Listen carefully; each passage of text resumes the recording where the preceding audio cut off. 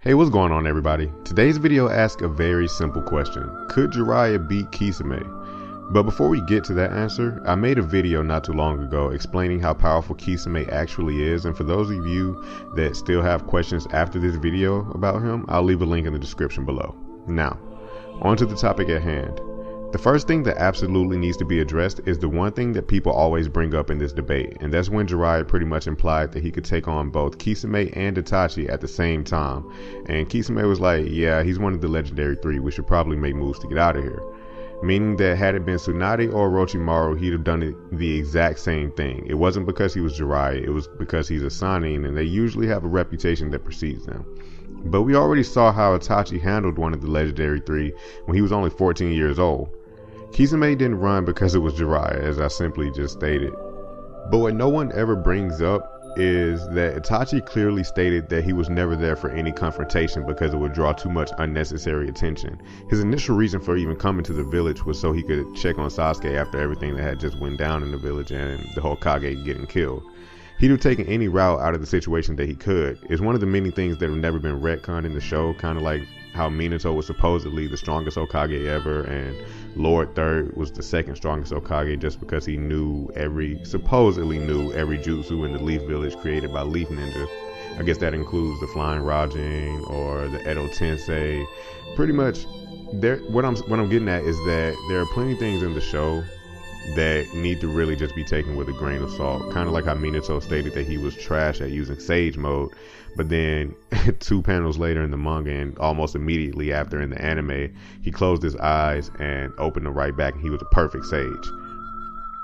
That being said, let's take a look at what might really happen were Kisame and Jiraiya to fight. And during this video, we'll be covering both base Jiraiya versus Kisame and Sage Jiraiya versus Kisame. There's plenty of things to take into consideration for this battle, such as speed, strength, durability, etc. But there's also your X factors, the things unique to specific characters such as regeneration capabilities, personal hacks, and respective transformations such as Sage Mode. Let's talk durability. Jiraiya has stated that there's only 2 times in his life where he came close to death. One of those times being when Naruto accidentally sprouted 4 tails during one of their training sessions.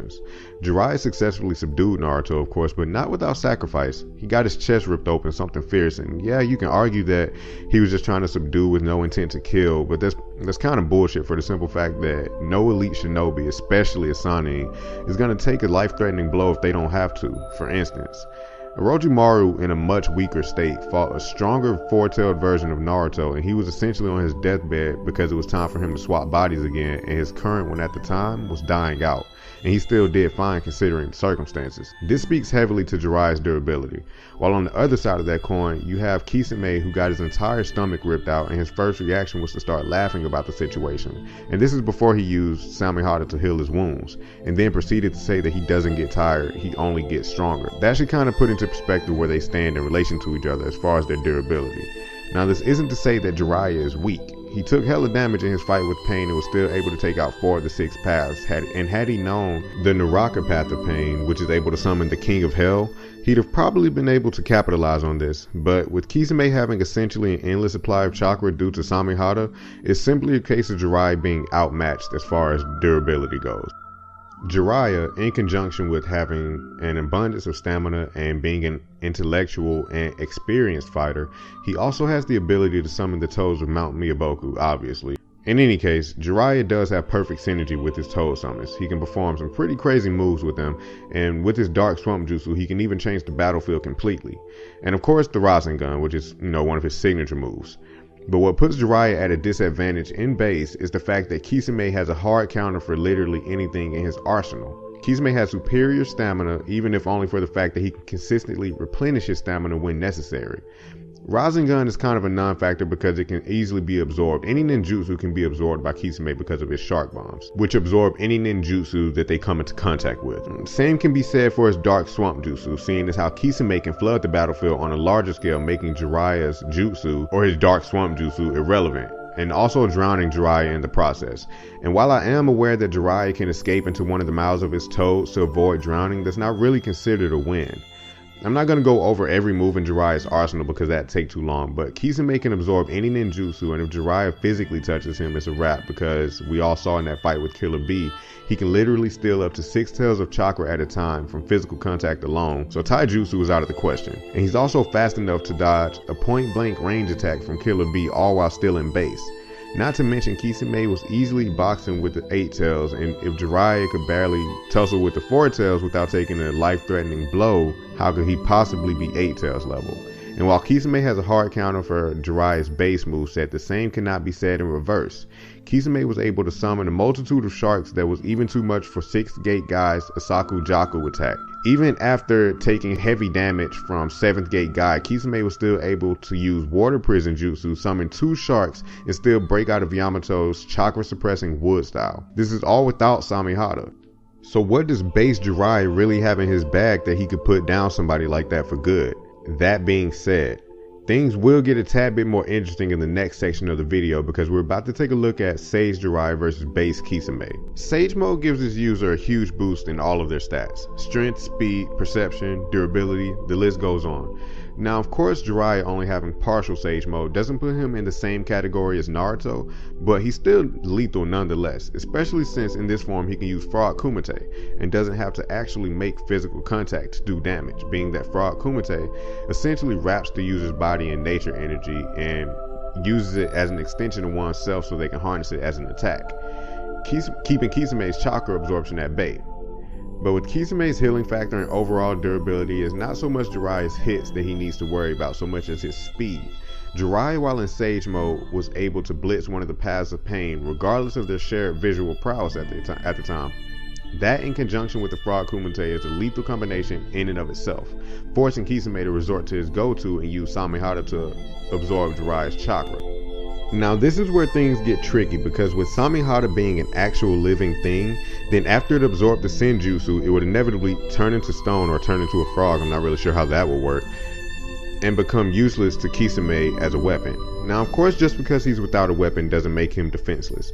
But with Kisame not being able to use the Super Shark Bomb Jutsu to absorb any of Jiraiya's chakra, due to the fact that if he did absorb it, he would also turn into stone, there's nothing protecting him from a giant Rasengan.